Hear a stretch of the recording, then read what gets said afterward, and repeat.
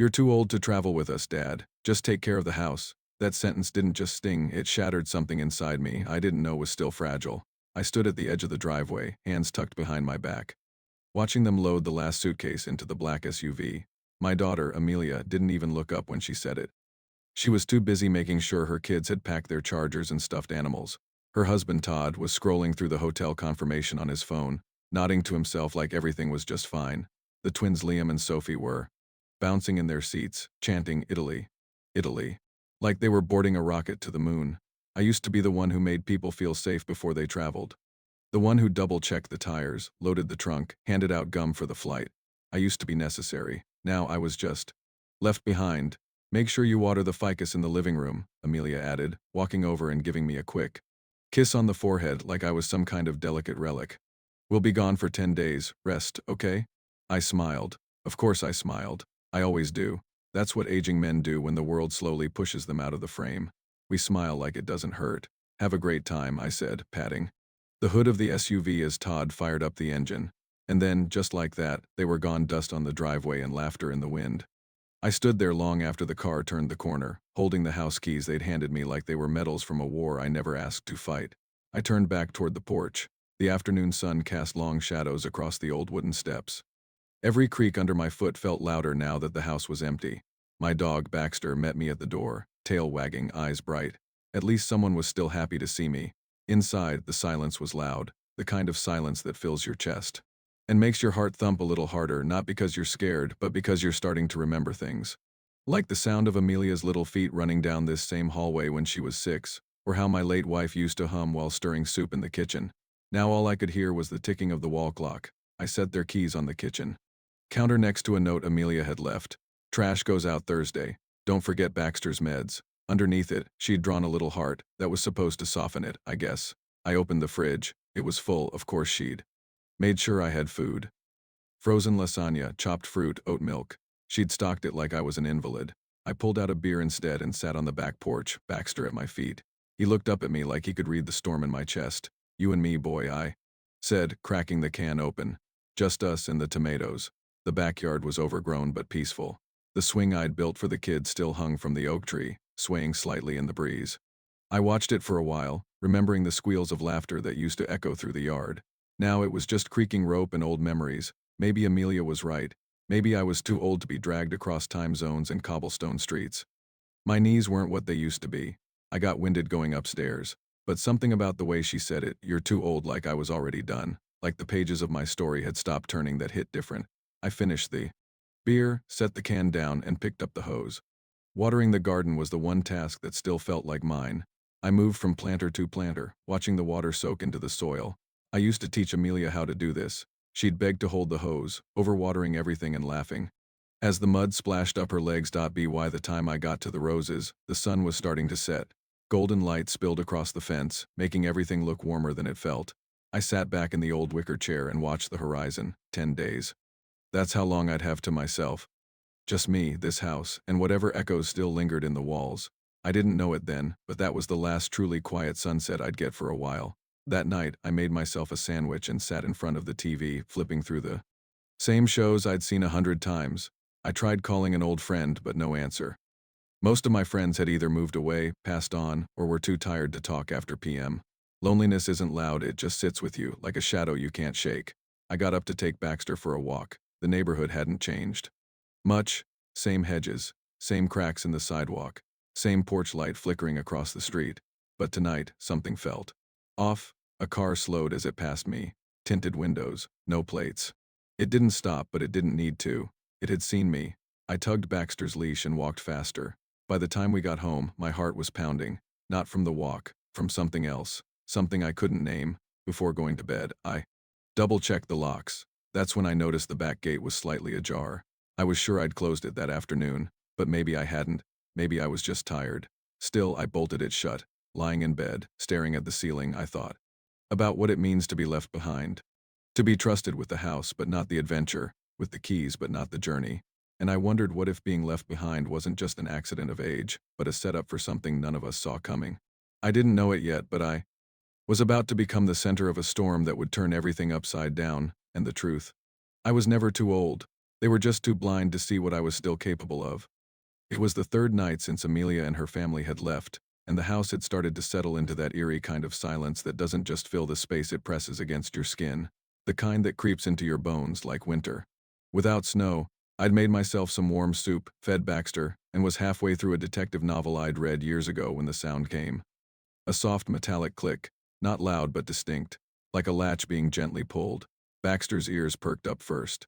He stood, tail stiff, his eyes fixed on the back door like he'd seen something I hadn't. I set the book down and stood quietly. My senses suddenly sharp. Another click.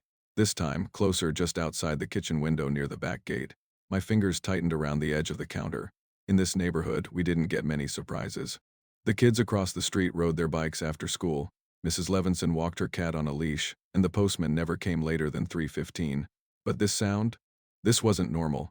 I turned off the light and crept toward the back of the house, careful not to make a sound. The porch light was still on, casting long shadows across the yard. That's when I saw it, a figure, standing near the gate. Male, slim build, maybe 6 feet, wearing a dark hoodie and gloves. His face was hidden beneath the shadow of his hood. He wasn't moving, just standing there, like he was waiting for something, or someone. My first instinct was to grab the phone and call the police. But I stopped. Something in the way he stood felt deliberate. He wasn't startled. He wasn't sneaking. He was watching. I turned slightly, reaching slowly for the landline by the fridge. I hadn't updated the security system in years. Amelia had suggested it once, but I waved her off. What are they going to steal my garden tools? I'd said. Now I wished I hadn't been so stubborn. As I reached the window, I shifted. The curtain just a hair. That's when he moved. Not away but closer. He stepped into the porch light, not enough for me to see his full face, but just enough to make it clear. He knew I was watching. Then, with slow precision, he raised his hand and pointed directly at me. His gloved finger hung there in the air, steady and unshaking. And then he smiled. It wasn't a friendly smile. It wasn't warm or awkward or even threatening. It was calm, like he knew exactly who I was and exactly what he was doing. My blood ran cold. I didn't panic. Old instincts from the army kicked in. Breathe slow. Don't make noise. Don't show fear. I dropped to a crouch and moved out of view. Baxter growled, low and guttural, his eyes locked on the door. I whispered, "Stay," and reached for the drawer where I kept my flashlight. Not a weapon, but heavy enough if I had to use it. The man didn't try the door, didn't rattle the knob. He just stood there, for a full minute, maybe longer. And then, without a sound, he turned and disappeared into the night like smoke vanishing into fog. I waited, 5 minutes, then 10. I checked all the doors, locked every window secure, but the back gate that was wide open, and I knew I had closed it earlier. My hands trembled slightly as I latched it shut again and jammed a chair against the doorknob inside. It felt stupid, amateur, but I had to do something. I didn't sleep much that night. Every creak of the house, every rustle of leaves outside sent my heart racing. I kept the porch light on, my flashlight beside me on the nightstand.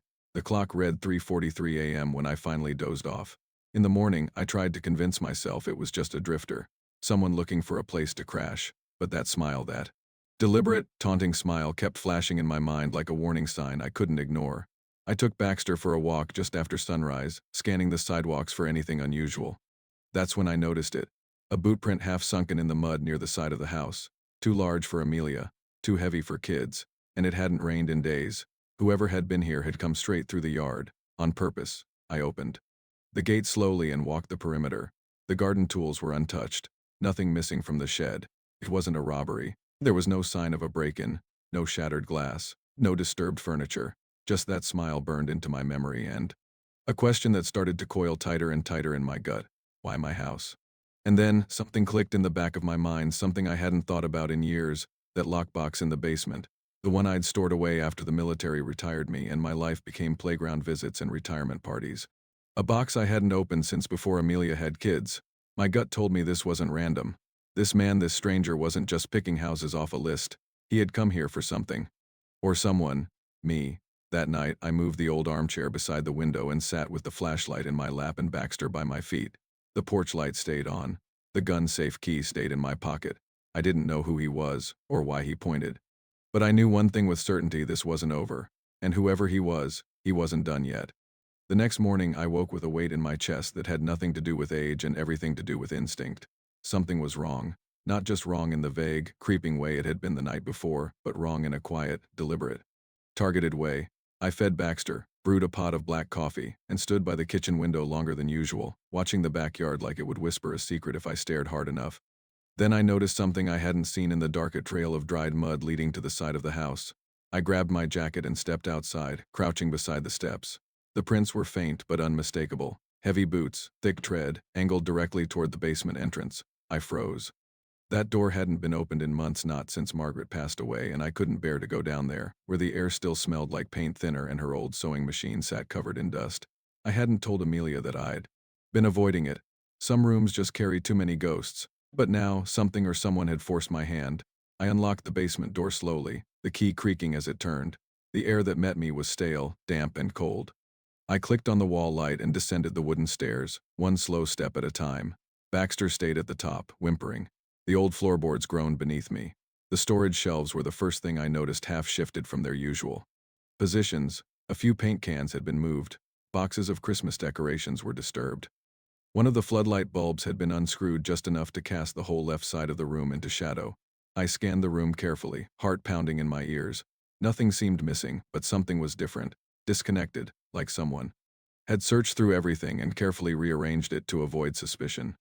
But they'd missed one thing. Tucked behind the rusted water heater, where dust blanketed every pipe and corner, was a small metal box. My box. I hadn't seen it in decades.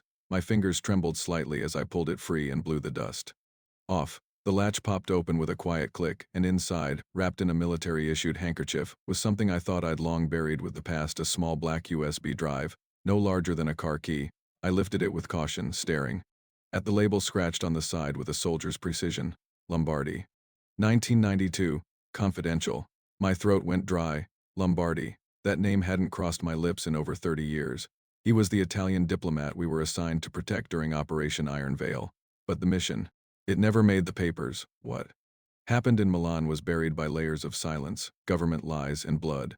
Officially, the case was compromised by hostile foreign interference. But I knew the truth, or at least, I thought I did, until now. My hand tightened around the USB. This wasn't just some keepsake. This was evidence. Real, dangerous, classified evidence. The kind that could get a man killed. The kind that could still bring people down even after all these years. And it was hidden in my basement.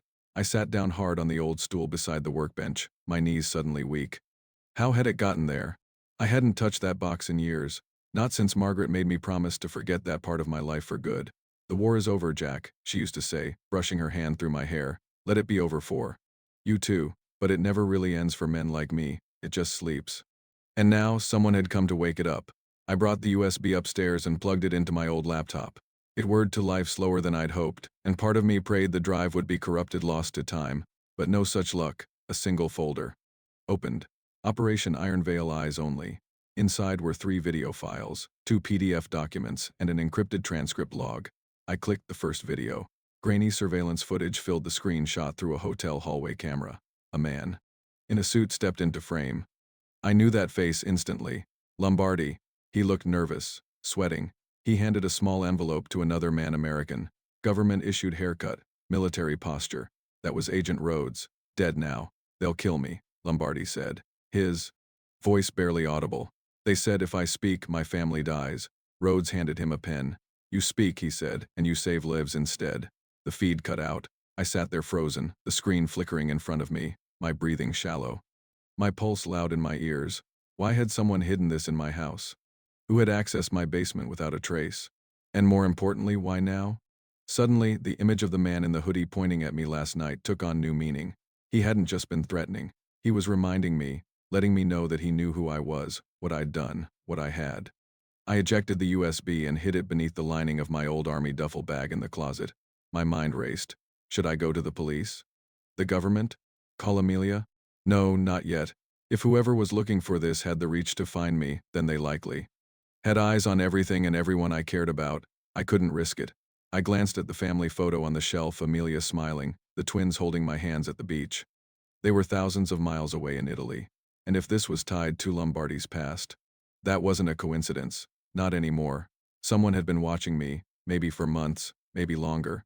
And now the past wasn't just knocking on my door. It had broken in. I stood by the window again that night, flashlight in one hand, gun-safe key in the other. The porch light flickered slightly in the breeze. I thought I had left the war behind me. But war never leaves a soldier, it just waits. And now, for reasons I didn't yet understand, mine had come home. The wind was sharp that evening, the kind that carries secrets in its chill, and as I sat by the window sipping my lukewarm coffee, watching the street beyond the hedges, I noticed the black SUV the moment it turned onto our quiet cul-de-sac. It moved too slowly, too deliberately, and it didn't belong not among the faded minivans and rusty pickup trucks that lined our street like tired sentries. The SUV came to a smooth halt in front of my house, engine purring like a predator.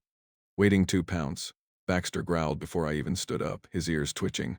I watched from behind the curtain as two men in charcoal gray suits stepped out, one tall and lean, the other broader, both clean-shaven, their movements practiced, their eyes scanning everything. They didn't knock right away. They stood by the porch for a moment, conferring quietly, then one of them finally approached the door and rang the bell 3 short presses, too fast to be polite. I opened it slowly, heart already thudding, and the taller one flashed a badge. Not local police, not state either. The emblem was unfamiliar, something federal but not quite. "Mr. Anderson?" he asked, his voice crisp, emotionless. "I'm Agent Keller. This is Agent Ruiz. We need to speak with you about something sensitive." I didn't step aside, not yet. "You got a warrant?" I asked, my voice steadier than I felt.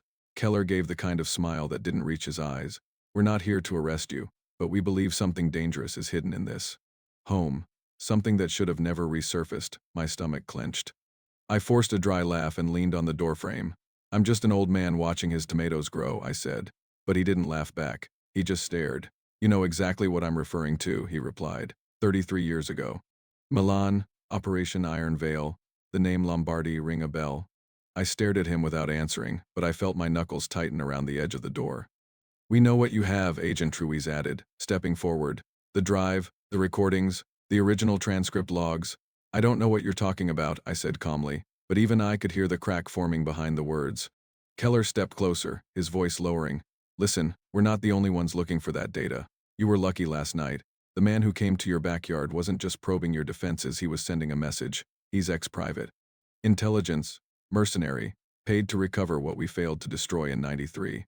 If he finds out your family is in Italy, he won't just break into your house next time. He'll break them." I felt the world tilt just slightly. I didn't show it, but something in my chest twisted hard. "Why now?"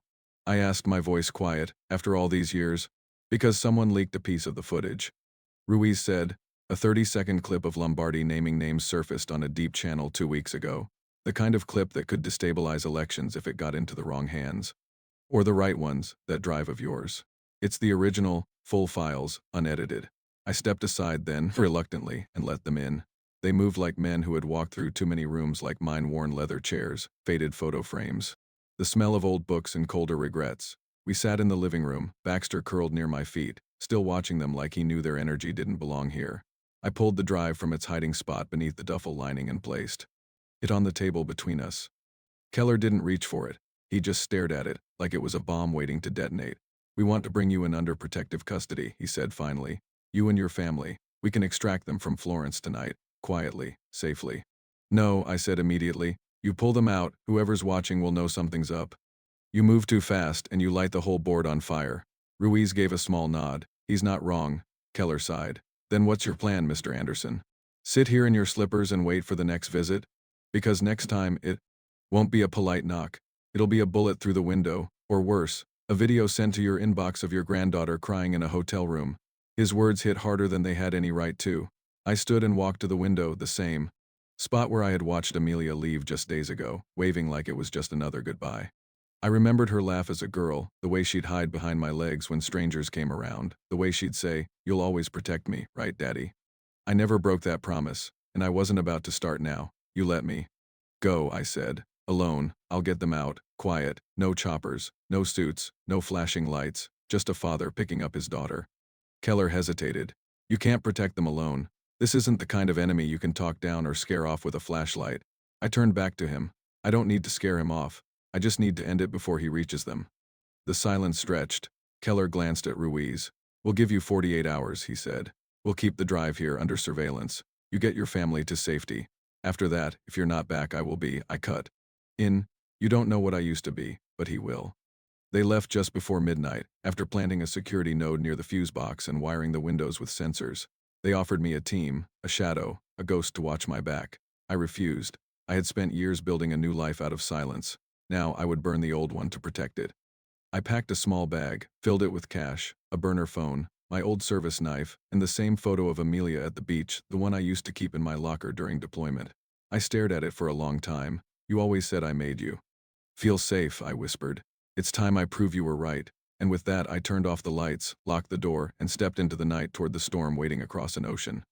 The wheels touched down on Roman soil just past midnight, and I stepped off the plane carrying nothing but a single duffel bag and a storm inside my chest that had been brewing for over 30 years. The city was cloaked in shadows and history. Its cobblestone streets lit by dim yellow lamps that flickered like they'd seen too much. I didn't have time to appreciate the beauty or feel the weight of nostalgia that tourists soaked in. I was here to intercept a threat I thought I'd buried in a past life. The cab ride to Amelia's Airbnb was agonizingly slow, every red light a gut punch, every alley a possible trap. I kept checking my phone, heart pounding with each minute. She didn't respond to my last message. Don't answer the door. Wait for me. Lock everything. The driver spoke no English, and I was too tense for small talk anyway. When we finally pulled up outside the apartment, tucked along a quiet side street near Trastevere, I saw it immediately. Amelia's rental car parked crookedly, one headlight still faintly glowing, and the building door slightly ajar. My stomach dropped. I tossed the driver a fistful of euros and rushed inside, bounding up the stairwell 2 steps at a time.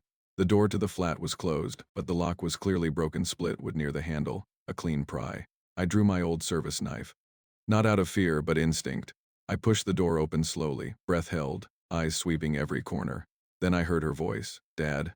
Soft, shaky, from the kitchen. I rushed in and found her sitting at the small round table. Liam and Sophie curled up in her lap, their eyes red from crying. Todd stood in the corner, fists clenched, his face pale and useless. The room had been ransacked, drawers pulled open, bags overturned, the refrigerator still swinging ajar. But none of that mattered. They were alive. I dropped my bag, pulled all 3 of them into my arms, and held on like I was trying to anchor them to the earth. He was here, Amelia whispered, tears streaking down her cheeks. He didn't say a word, just walked in like he'd done it before, looked around like he was searching for something, and then, he left this. She handed me a note torn, written in blocky, unfamiliar handwriting. Your father kept a secret that cost lives. It's time to pay. My hands tightened around the paper, the weight of decades pressing hard against my shoulders. This wasn't just about revenge anymore, it was about silencing truth. Amelia looked at me, eyes desperate for answers. Dad. What is this? What's going on? And that's when I realized I couldn't protect her from it anymore. I had carried the burden alone for too long, telling myself I was sparing her, but the danger had arrived anyway, crossed oceans to find us. So I sat her down, looked into her eyes, and told her everything.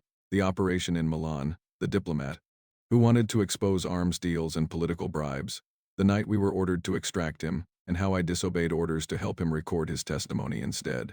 The fallout, the cover-up, the classified files hidden in my basement that proved everything. Her mouth trembled. You were a hero, she said softly, like it hurt to believe it. No, I said, I was a coward for keeping it hidden. And now the people I love are in danger because I wanted to forget. For a long moment, no one said anything. Then, Todd cleared his throat and, for the first time since I'd arrived, stepped forward. What do we do? I looked at him, this man who'd married my daughter, always polite, always distant, and now finally ready to stand tall. We leave, I said. Now, quietly. Pack only what you need. No calls, no credit cards. We go off-grid. Within 30 minutes, we were gone, taking back streets and side routes to avoid surveillance. I had arranged for a safe house through a contact from my past, a former intelligence officer who owed me more than one favor. When we got there, a small villa in the hills outside Rome, we were met by silence and the sound of crickets echoing under moonlight. It was there, finally, that I allowed myself to breathe, but only for a moment. I handed the USB drive to a courier the next morning with one instruction. Deliver it to Keller's team back home, under the radar, no digital trace. It wasn't just about keeping my family safe anymore, it was about ending this, exposing the truth so it could never be used as a weapon again. That night, I sat alone on the villa's balcony, staring out at the olive trees swaying in the breeze. Amelia joined me quietly. I didn't know, she said.